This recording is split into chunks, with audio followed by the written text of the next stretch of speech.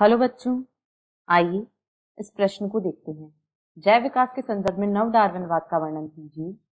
इस प्रश्न की जो मुख्य अवधारणा है, मुख्य अवधारणा वह है नव डार्विनवाद।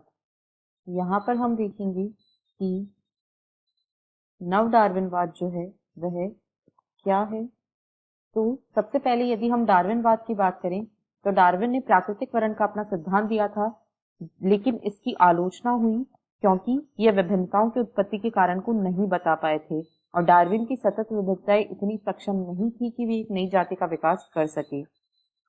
इस प्रकार नव डार्विनवाद जो है यह डार्विनवाद का नव डार्विनवाद का संशोधित यह डार्विनवाद का संशोधित रूप है। इसके अनुसार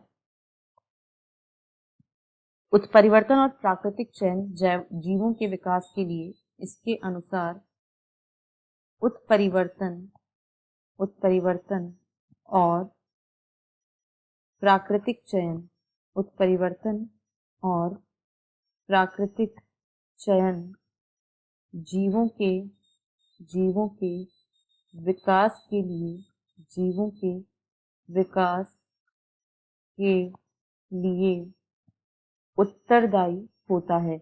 डार्विन ने विभिन्नताओं के स्रोत यानी उत्परिवर्तन के बारे में नहीं बताया था। उन्होंने सिर्फ यह बताया था कि जो जीव बेहतर अनुकूलित होते हैं, जिनमें बेहतर विभिन्नताएं होती हैं, उनको प्रकृति के द्वारा चयनित कर लिया जाता है, परंतु वे इन विभिन्नताओं के स्रोत के बारे में नहीं बता पाए थे। इस प्रकार नव डार्विनवाद में डार्विनवाद की कमियों को दूर करने का प्रयास किया गया। इनके अनुसार पर्यावरण की स्थिति के लिए उपयुक्त जीव यानी ऐसे जीव जिनमें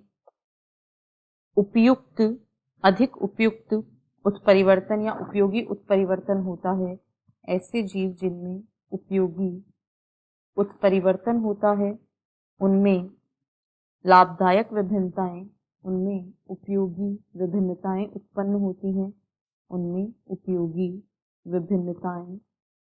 होती हैं और ये उपयोगी विभिन्नताएं इन्हें अपने पर्यावरण के लिए बेहतर अनुकूलित बनाती हैं और इस प्रकार के जो जीव होते हैं उन्हें प्रकृति द्वारा चयनित कर लिया जाता है, अर्थात इनका प्राकृतिक वर्ण हो जाता है।